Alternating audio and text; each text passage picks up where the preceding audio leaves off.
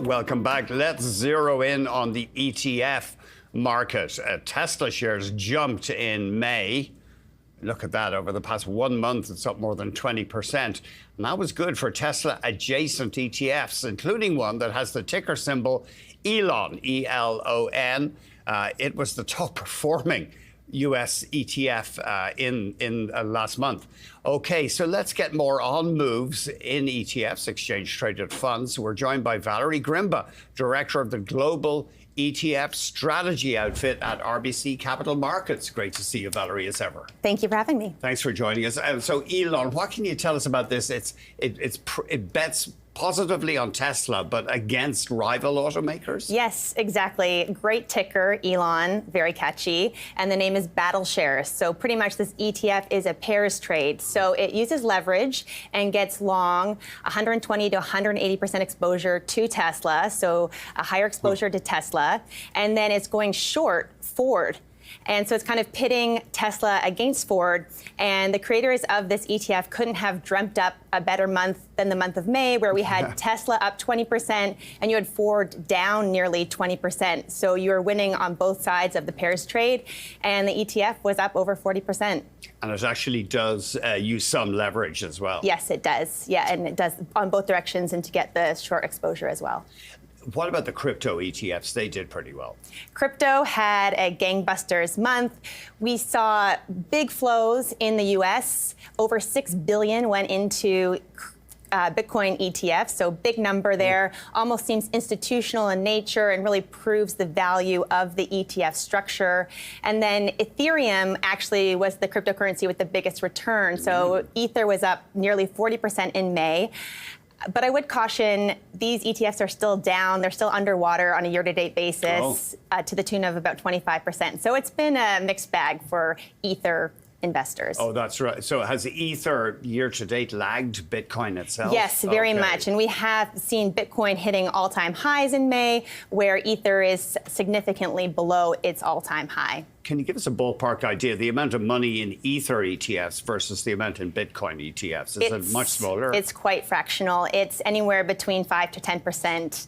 And Bitcoin is 90% of the cryptocurrency assets in ETFs. So it's a Bitcoin show. Yes. It's a Bitcoin world, and Ether's living in it. Uranium ETFs, they did well, and uranium stocks bouncing again today. But tell us about May, please. Yeah, exactly. Even more uranium headlines out now. Uranium underlying, the uranium commodity price was up 10% in May, and then you kind of got this additional torque when you own the uranium-related equities. And so overall, that kind of gave a big boost to those thematic ETFs that hold uranium equities. Right. They had a good month. Global X uranium up more than 20% there. Yes. And they're bouncing again today. As you know, it was Constellation Energy is going to be selling Meta electricity from power. Yes, there's a lot of headlines and positive news there as we talk about the energy transition and kind of how we're going to cope with that going forward. Any other sectors of interest, any that might have a good chance of outperforming in June? It's hard to say where we're going to go to from here, but we've had this really strong bounce with quite a bit of velocity. And so we've seen those sectors that are typically associated with a rally do very well. So that's growth, that's tech, that's industrials, consumer discretionary has had a very strong month. So these kind of sectors that you think of in a growing environment, risk-on environment, they have performed very strongly so far. And what about flows? Were there notable flows into any particular asset classes in May? Flows have been very interesting. And I think this is where the true story is. It's seemingly a bit Dr. Jekyll and Mr. Hyde in the flows. And I think this comes down to this narrative. This is an unloved rally. Again, the kind of magnitude at which the market drew down and which it's come back, people are trying to find their footing.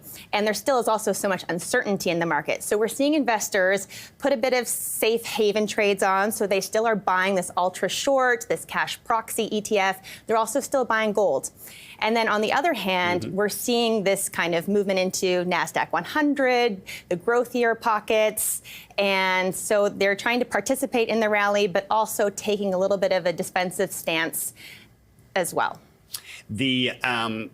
We just saw some triple leverage index ETFs rolled out by Longpoint. Yes. Now, I haven't drilled into the mechanics here, but often, I'm not saying necessarily applies to this, but often they're funds really to hold for just one day because they can erode. Absolutely, yeah, there is this kind of natural erosion, but it's designed to be given out to the day trading crowd who want to really get that kind of acceleration and really, again, lever up the movement in a certain index or a certain sector. And 3X ETFs have existed for a long time in the US, and now finally Canadian day traders will get their own tools in the toolbox by these ETFs that were rolled out by Longpoint. Are they a big product in Canada? Do you see big volumes? So there currently are 2X levered ETFs here, and they do not to the certain extent that they see in the US with US investors and day traders, but certainly we will see movement around kind of big volatile days. Of course, we have seen a lot of market volatility, so these traders can really use these products efficiently and kind of capitalize on that volatility through a levered strategy. And the ETF is a kind of perfect vehicle for retail investors to get that kind of institutional leverage. Do you think many people get caught offside? They think, well, it's a buy and hold? I mean, hopefully these products should come with a little bit of warning label, like do your due diligence here. These are certainly not buy and hold strategies. So we definitely recommend that people take a look before they buy them. Right, and we're not commenting specifically on the Longpoint ones here, just the general leverage. Last time you were on, we talked about how there had been a shying away from US assets. I mean, the tech stocks did very well in May, so did that continue?